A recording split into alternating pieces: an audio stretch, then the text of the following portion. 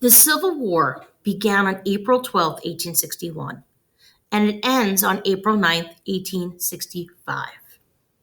Now, the North has one main goal at the beginning of the war: to preserve the Union, to keep it together. And they're going to achieve this in three ways. They're going to blockade the southern ports, stop supplies and ships from coming in, gain control of the Mississippi River, which would split the South in half, and capture the capital, Richmond, Virginia. These can be checked off on a list. They're obtainable. You can actually physically do these and say, yeah, they're done. Check, done, check, and so forth. The South, on the other hand, has a little bit different. They have two goals: to win recognition as an independent nation, okay, Confederate States of America, to allow them to preserve their traditional way of life. Okay. They have two ways they want to do this. They plan to defend their homeland until the North grows tired of the war and stops fighting. And they're going to expect Great Britain and France to put pressure on the North to convince them to stop fighting. These are not obtainable. They're waiting for somebody else to stop the war for them. Now, the advantages really play a role. In the North, they have a large population. There's people coming out of the woodwork. They have more industry, all the factories. They have a large quantity of natural resources in all the hills and the mountains. They have a better banking system, more ships, and the railway network.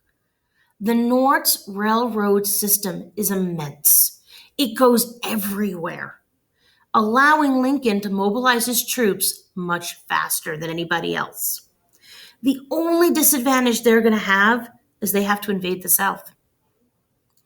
Now, the South's, their advantages, they have a few. They have strong support from their white population. There's a home field advantage. They're defending their homes and way of life as a motivation. And all their generals were trained at West Point along with the Northern generals.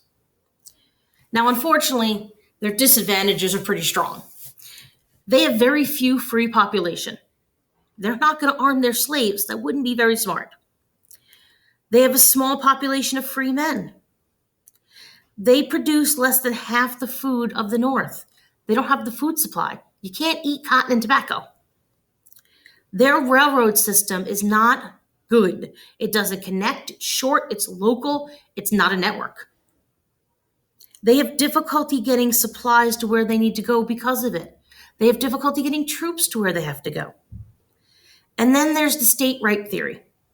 This keeps the Confederate government from gaining the power it needs to win the war.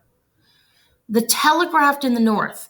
Lincoln reads every telegraph coming in from the front, and he makes decisions. He's in charge of the army. He's the commander-in-chief. He's deploying troops. He's telling his generals what to do. He's in charge of everything. In the South, Jefferson Davis has almost nothing to do with the military. So all the states are running their own campaigns, and they're not working together. They're actually working against each other in many instances. And we're going to see that when we do battles.